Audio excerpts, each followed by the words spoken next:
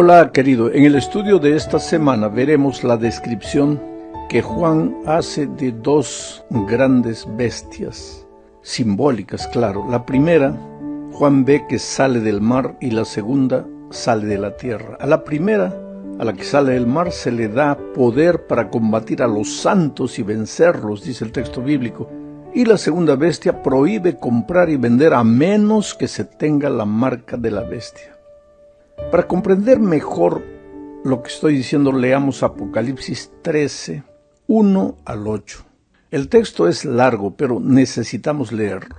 Dice: vi subir del mar una bestia que tenía 7 cabezas y 10 cuernos. En sus cuernos tenía 10 diademas y sobre sus cabezas nombres de blasfemia.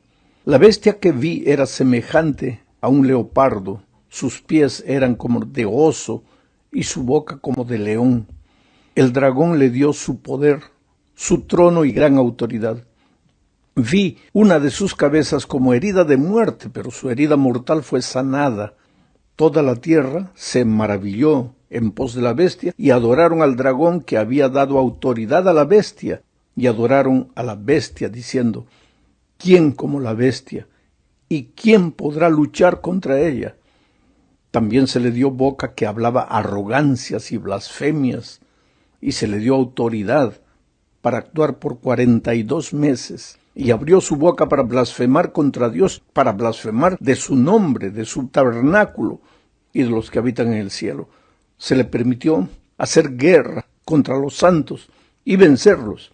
También se les dio autoridad sobre toda tribu, pueblo, lengua y nación.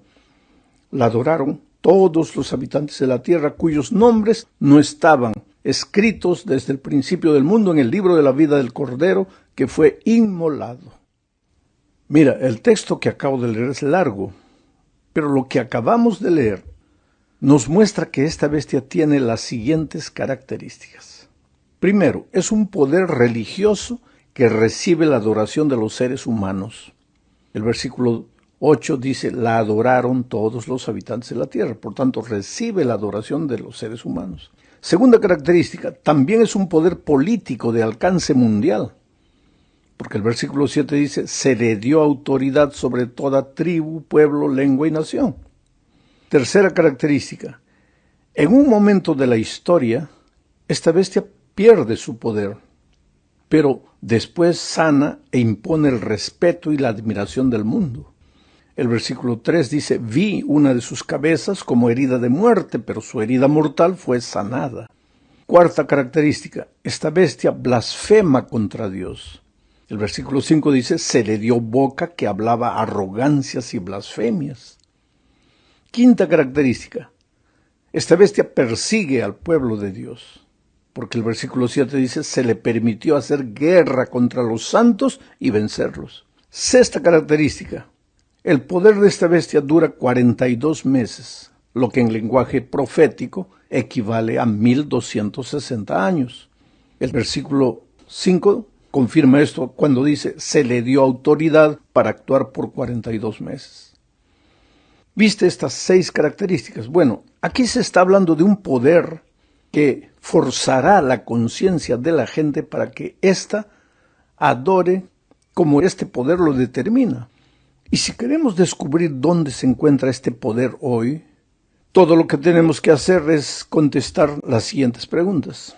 ¿Conoces tú hoy algún poder que, además de ser religioso, ejerza una poderosa influencia política sobre cada tribu, pueblo, lengua y nación? ¿Conoces tú? ¿Puedes decir? Segunda característica, ¿conoces un poder religioso que, además de poseer esta primera característica de también tener fuerza política, haya perdido su fuerza política en algún momento de la historia para recuperarla después? Porque el texto de las Escrituras dice que vi una de sus cabezas como herida de muerte, pero su herida mortal fue sanada, y toda la tierra se maravilló en pos de ella. Tercera pregunta que debes hacerte: ¿dónde puedes ver hoy un poder religioso respetado y admirado por reyes, príncipes, presidentes y ministros de Estado? Un poder religioso, pero político al mismo tiempo. ¿Dónde está ese poder? Cuarta pregunta que tienes que hacerte. ¿Es posible que ese poder haya blasfemado alguna vez contra Dios? ¿O en las palabras del profeta Daniel haya pensado cambiar los tiempos y la ley? Mira, busca la ley de Dios tal como está escrito en la palabra de Dios, en Éxodo 20, y compárala con la ley que ahora conocen los seres humanos. Y di, ¿quién introdujo ese cambio? ¿Quién cambió la ley? Quinta pregunta que es necesario hacerse. ¿Ha perseguido a la gente este poder religioso en algún momento de la historia? ¿Ha perseguido a las personas porque esas personas preferían seguir las enseñanzas de la Biblia y no las que el poder religioso político exigía? Nadie te va a forzar a nada, pero al consultar las escrituras tal como están escritas, ¿cuál es la conclusión a la que tú llegas? Sabes, no es fácil para mí decir esto porque la fe y la conciencia de las personas son ámbito sagrado. Tú eres lo más lindo que Dios tiene. Él sabe que eres sincero en lo que crees. Yo no tengo derecho de causarte sufrimientos, pero por otro lado, ¿te parece que las verdades divinas para el tiempo del fin deban permanecer ocultas? Lo que estoy diciendo no se refiere solo a la religión o a la iglesia. Dios tiene su iglesia en esta tierra, eso es verdad, eso es bíblico. Pero por encima de todo, lo que está en juego es la soberanía de Dios. Hay un conflicto entre el enemigo de Dios, que siempre está acusando e intentando desestabilizar el gobierno divino. Ese conflicto es con Dios, que siempre está llamando a sus hijos para que anden a la luz de su palabra. Por este motivo me limito a transcribir el texto de las Escrituras. Me limito a comentar el texto, pero guiándote para que tú llegues a tus propias conclusiones. Y le ruego al Espíritu Santo que ilumine tu mente para que logres entender el mensaje del texto bíblico. Yo no quiero nombrar a esta o aquella iglesia, o a este o aquel dirigente religioso. Solo quiero que leas el registro sagrado, mires a tu alrededor, observes los acontecimientos religiosos y políticos y tomes tú mismo una decisión. Pero por favor, deja a un lado los prejuicios. Trata de analizar las Sagradas Escrituras no solo con el corazón, sino también con el raciocinio y con una mente analítica que estudia con sinceridad la palabra de Dios para descubrir la verdad. Veamos ahora el segundo poder que aparece en Apocalipsis 13. El primero sale del mar y es un poder político religioso que cambia las verdades bíblicas y que a lo largo de la historia siempre quiere que las personas lo sigan y en lugar de adorar a Dios, adoren a ese poder. Pero en el capítulo 13 aparece una segunda bestia y ahora leamos los versículos 11 al 18. Después, dice Juan, vi otra bestia que subía de la tierra. Tenía 2 cuernos semejantes a los de un cordero, pero hablaba como un dragón. Ejerce toda la autoridad de la primera bestia en presencia de ella y hace que la tierra y sus habitantes adoren a la primera bestia, cuya herida mortal fue sanada. También hace grandes señales, de tal manera que incluso hace descender fuego del cielo y la tierra delante de los hombres. Engaña a los habitantes de la tierra con las señales que se le ha permitido hacer en presencia de la bestia, diciendo a los habitantes de la tierra que le hagan una imagen a la bestia que fue herida de espada y revivió. Se le permitió infundir aliento a la imagen de la bestia para que la imagen hablara e hiciera matar a todo el que no la adorara, y hacía que a todos, pequeños y grandes, ricos y pobres, libres y esclavos, se les pusiera una marca en la mano derecha o en la frente, y que ninguno pudiera comprar ni vender, sino el que tuviera la marca y el nombre de la bestia, o el número de su nombre. Aquí hay sabiduría. El que tiene entendimiento cuenta el número de la bestia, pues es número de hombre y su número es 666. Analicemos pues ahora las características de esta segunda bestia. Primero, es un poder que comienza como un cordero, dice el texto bíblico, y que termina hablando como dragón. Tú sabes que el cordero simboliza a Jesús. El sacrificio de ese cordero es el centro del evangelio que Cristo vino a enseñar. Quiere decir que este segundo poder, esta segunda bestia que sube de la tierra, fue un poder cristiano.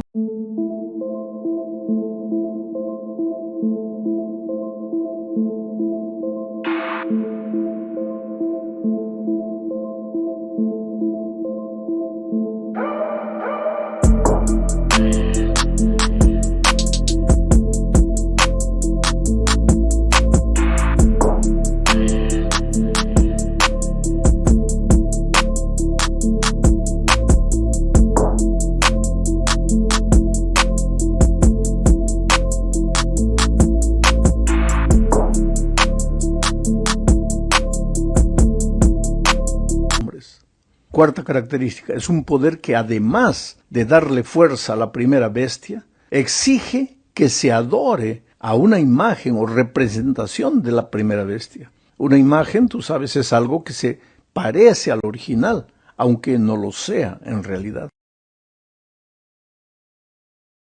Quinta característica, es un poder que le da fuerza a esta imagen de la bestia, hasta el punto de decretar la muerte de los que no la adoren. Sexta característica, ordena poner la marca de la bestia sobre todo el mundo para que el que no la tenga no pueda comprar ni vender. Ahora vienen las preguntas. ¿Conoces un poder como este? Para saber a quién simboliza esta segunda bestia, otra vez te pido que contestes estas preguntas. Primero, ¿existe hoy un país poderoso que en los comienzos de su historia fuera una nación cristiana, estudiosa de la Biblia y que defendía la libertad de adorar a Dios de acuerdo a la conciencia de cada uno? Es decir, este poder, este país, este poder político hablaba en el inicio de su historia como un cordero. ¿Conoces algún país así? Segunda pregunta, ¿existe hoy un país poderoso que habiendo tenido ese origen de hablar como cordero, origen cristiano, se fuera convirtiendo con el tiempo en una nación secularizada, en cierto modo la cuna de toda clase de ideologías y filosofías que no pasan de ser la voz disfrazada del dragón? Tercera pregunta, ¿cuál es en este momento el país que le presta más apoyo al primer poder que hemos visto en este capítulo? Cuarta pregunta, ¿cuál es hoy el país que deslumbra con su tecnología, su poderío militar y que la historia presenta como el único país que un día se atrevió a hacer caer literalmente fuego del cielo, destruyendo así dos grandes ciudades? Quinta pregunta, hasta aquí, tú sabes, es fácil identificar este país echando mano solo de las Escrituras, porque todas estas características se están cumpliendo de alguna manera. Pero el texto sagrado menciona todavía algunas características de este país que se cumplirán en un futuro muy cercano. Y esas características son, primero, este país escogerá un día de la semana como símbolo del primer poder mencionado en este capítulo. Y ese día con toda seguridad será el domingo. Este país exigirá que todo el mundo adore a Dios en ese día, en el domingo. Y los que no obedezcan no podrán comprar ni vender. No lo digo yo, lo dice la palabra de Dios. Como puedes ver, en primer lugar, en el capítulo 13 del Apocalipsis se presenta un poder político religioso que de alguna manera se atribuye prerrogativas divinas, y a continuación, en el mismo capítulo, aparece un país poderoso, una superpotencia que usa todo su poderío para que los seres humanos le rindan adoración al primer poder religioso político. Posiblemente a muchos les cause cierta repulsión la palabra bestia, porque puede ser peyorativa y hasta un insulto. La palabra bestia puede servir para ofender y agredir, pero la profecía no la usa en ese sentido. En la profecía una bestia o animal es símbolo de un determinado poder. Y aquí se está intentando identificar dos poderes que obrarán juntos en el fin de los tiempos para perseguir y obligar a los seres humanos a desobedecer a Dios. Estos dos poderes, uno es un poder político-religioso. Tiene mucho poder religioso, domina el mundo entero, pero también tiene poder político. Y el segundo es un poder eminentemente político, tal vez el poder político más poderoso del mundo, que usa todo su poderío para darle fuerza al primer poder religioso político. Vamos al fin de este comentario. El último versículo de Apocalipsis 13 dice literalmente, aquí hay sabiduría. El que tiene entendimiento cuenta el número de la bestia, pues es número de hombre, y su número es 666. Este misterioso número 666 ha producido toda clase de especulaciones entre los estudiosos de las Escrituras a través de las edades. Pero para conocer su significado es necesario saber algo de numerología bíblica, ¿sabes? A diferencia de la numerología oculta, que le da a los números la facultad de determinar el rumbo, el destino de las personas y cosas, la numerología bíblica solo es simbólica. El número 7, por ejemplo, es símbolo de perfección. Impresiona el hecho de que Dios haya bendecido el séptimo día de la semana y le haya dado un carácter sagrado por decisión de Él y de nadie más.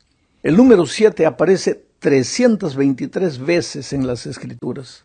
Y en todas ellas se refiere a Dios y a sus obras de misericordia y juicio. El número 7 es símbolo de Dios, de su poder, de su gobierno, de su plenitud. Ya el número 6, en cambio, aparece solo 92 veces en las Escrituras y en todas esas referencias tiene que ver con el hombre, con su naturaleza, con sus obras, su herencia, su destino. Por ejemplo, ya en los días de la creación, el hombre debía trabajar 6 días. El día 7 era de Dios. Las Escrituras dicen que el hombre fue creado en el 6º día, y a partir de ese momento, el número 6 siempre fue símbolo del hombre y se relaciona con su imperfección. El ser humano solo sería perfecto si se relacionaba con el Creador, simbolizado por el número 7, completo, perfecto. Por lo tanto, si queremos entender el significado del número 666, o sea, 666, que identifica a la bestia, a la primera bestia que sube del mar, al poder político religioso. Si queremos entender el significado de esto, no podemos hacerlo impulsado solo por el fanatismo irracional y premeditado, con la intención de atribuirle a esta persona o aquella el título de la bestia de Apocalipsis 13. Ya vimos que existe un poder político, religioso, que se identifica, además de otras características, por el número 666. Es el número 6 repetido 3 veces, 666. Ahora, si el 6 es el símbolo del hombre, existe en este poder humano, pero religioso, un desesperado intento por alcanzar la perfección, el número 7. Pretende ser Dios, pero no lo es. Se atribuye prerrogativas divinas, pero no las posee. Exige que los seres humanos lo adoren, pero solo es un poder humano. Puede hacer lo que quiera, exigir lo que se le ocurra, pero es solo un poder humano. Y su engaño consiste en pretender que los hombres acepten lo humano como si fuera divino. Intenta tranquilizar las conciencias de los hombres haciéndoles creer que sirven a Dios, cuando en realidad son súbditos del enemigo disfrazado de poder religioso. 666 es el hombre queriendo ser Dios. Intenta llegar a 7, pero no puede. Es impresionante, pero la humanidad parece no darse cuenta del gran momento de decisión. Sabes, decidir requiere muchas veces cambiar de rumbo. Decidir implica a menudo la aceptación de verdades bíblicas. Esto es crecer, y no hay crecimiento sin dolor. Tal vez por eso los seres humanos no quieran crecer. Ahora, crecer no significa negar el pasado, sino convertir el pasado en el fundamento para construir el futuro. Hace poco estaba estudiando las Escrituras con un joven universitario. Era un estudiante inquieto, lleno de preguntas e interrogaciones. Con amor le abrí la Biblia, dejé que la palabra de Dios respondiera a sus inquietudes espirituales. Estábamos estudiando este tema de las bestias. Él comenzó a identificar a la primera bestia como el poder político religioso o religioso político al cual él seguía. Y cuando comenzó a entender la verdad bíblica, sus ojos se abrían, maravillados ante las verdades acerca de las cuales nunca había oído. Contestaba, refutaba, racionalizaba. Después de todo, estaba descubriendo que esas verdades contradecían todo lo que había aprendido desde la infancia. ¿Qué le dirían sus padres y sus abuelos si se enteraran de que él estaba cuestionando muchas de las tradiciones que había heredado de la familia? Súbitamente vi que sus ojos brillaban de emoción.